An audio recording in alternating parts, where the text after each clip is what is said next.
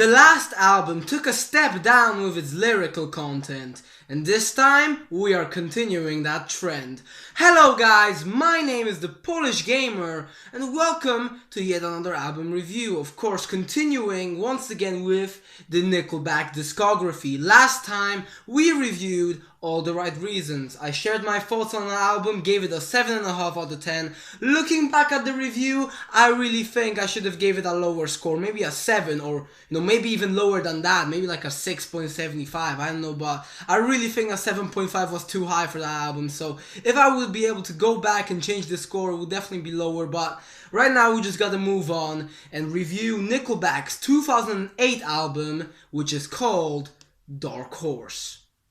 Just like the previous record, this one tends to get a lot of hate because of its lyrical content. The lyrics are really not anything deep or something like that, apart from a few exceptions, which we will get to later, but this is basically a party album. It has songs about partying, drinking, women, all that stuff, But, believe it or not, I actually do prefer this album over All the Right Reasons.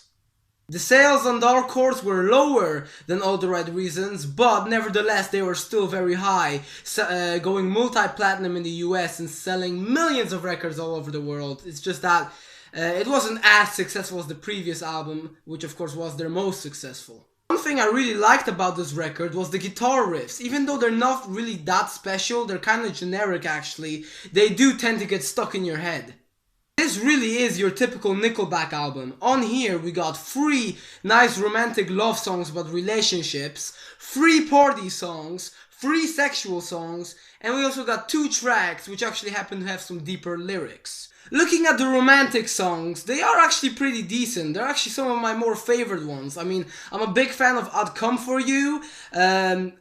I also kind of like Gotta Be Somebody. I really used to dig the lyrics of that back in the day, but now they are a little cringy.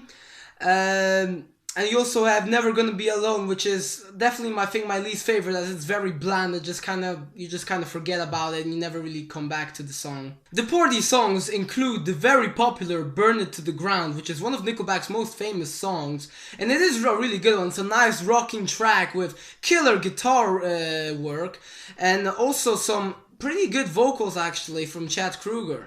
The song is about drinking, so don't really expect to see any amazing deep lyrics or anything like that, but apart from that, I really think it's one of the better songs on this record. One party song which is not as good has to be the final track, This Afternoon. It has a little bit of a country vibe and it really is just a very bland song, honestly. It's about partying with your friends, having a big house party, whatever, doing weed, drinking, everything basically, that you do at parties. And I mean, it's not a bad song, but like I said, it's just very bland, nothing special about it. And it's just kind of a boring way to finish the album. I mean, like I said, it's not a terrible song, but it really isn't anything special. The vocals on the track are also a big complaint from me, honestly. They just tend to give me a headache sometimes and they're very repetitive. Many lines getting repeated over and over. The chorus, instead of getting, just like stuck in your head because you like it, it's just like, oh my god, it just annoys the hell out of you. And then we move on to the sexual songs. This album is so sexual that it literally has a song which is called S.E.X. Sex. Yeah, that's really the name of the freaking song.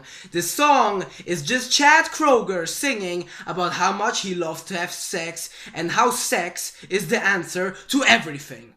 It is a very dirty track with a lot of cringy lyrics, but the cringiest of all has to be the chorus, which starts out with the following lines.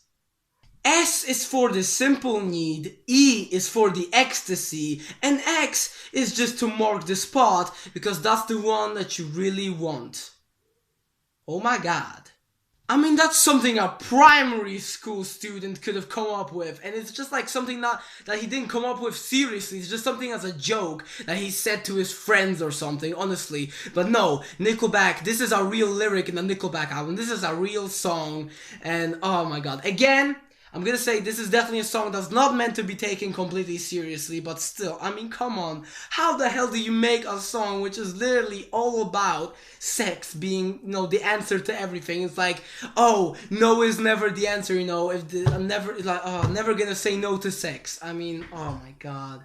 It's a very, very cringy song, but it definitely, what I have to say is it does have some okay guitar work, okay? But let's just move on from it now. The album starts out actually with the song Something in Your Mouth, which already from the title you can guess is not exactly a clean song, but I actually really like it. I mean, again, of course, the lyrics, okay, I don't have to say anything. We all know what to expect. It's Chad just talking about this girl, and he says that she looks a lot better when she has something in her mouth. Okay, we don't need to continue talking about that. But I really do like the instrumentals on it. I think it's one of the better. Chad, I think vocally, his vocal performance is actually one of the better ones on this album here on this track, and it's definitely one of the highlights of the album, despite its lyrical content. My favorite of the sexual songs, though, that sounds very wrong, is Shaking Hands. I really am a big fan of this. I really like its old school vibe that it kind of gives you with its guitars and, just like the background, the vocals being like, yeah, stuff like that. I really like it. It's basically a song about a prostitute or something like that, about a girl, she's like, does it with everybody for the money, she, goes all the way to the top by just, basically being the prostitute to all these important people and stuff like that, And really, it's a nice song though. Like, again, sexual lyrics. What do you expect? But I really like it. It's definitely one of my personal highlights. One of the songs that I always tend to come back to when I listen to this record. Well, we've had a lot of poor lyrics up to this point, but don't worry, this album is not a complete cringe fest in terms of its lyrics, no.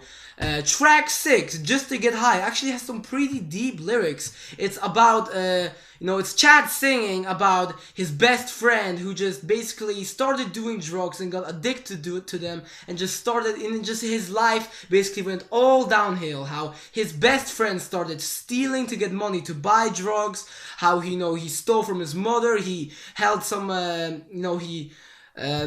he threatened somebody with a knife, stuff like that, basically. He turned into a criminal and all of that just to get high. The song's title, Just to Get High. And it actually is a pretty damn good song. I mean, I really like the chorus. It gives me goosebumps when I listen to the chorus. And there's also this killer guitar solo near the end, which is honestly amazing. I really like it. And it's definitely, I think I would have to say, my favorite song on the album. Near the end, we also have your typical Nickelback song, which is supposed to be super inspiring and stuff. It's called If Today Was Your Last Day. Basically, the title says it all. That's basically all what the song is about. If today was your last day, would you do this? Would you do that? Would you change things? Like, stuff like that. Like, would you forgive your enemies? Would you finally learn how to love? Stuff like that. If today was your last day, what would you do? So of course, it kind of reminds me of If Everyone Cared from the previous record, where it's supposed to be this deep, real big, meaningful song, although it really isn't. I mean, it does have a message behind it, but the lyrics themselves are, pretty one-dimensional. There really isn't anything that special about them. Like I said, it's just, oh, what would you do if today was your last day? So yeah, but then again, it definitely is one of the better songs on the album. I mean, if you have an entire record filled with lyrics about sex and partying, then I guess a song like this is definitely gonna be a highlight, if you know what I mean. And that is all I have to say about the record. And yes, I did turn on the light because it started to get dark and I don't really want to scare my viewers, so yeah.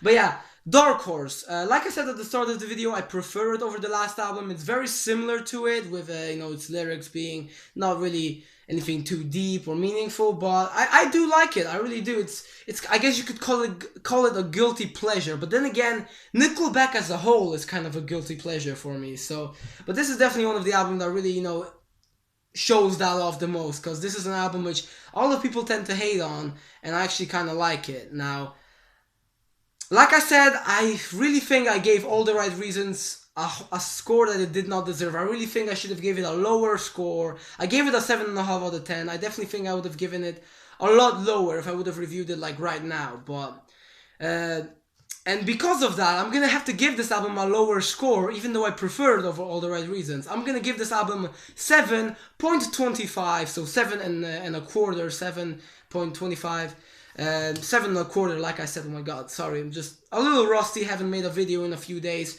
7.25 out of 10 as the score for this album. Of course, lower than the 7.5 I gave All the Right Reasons.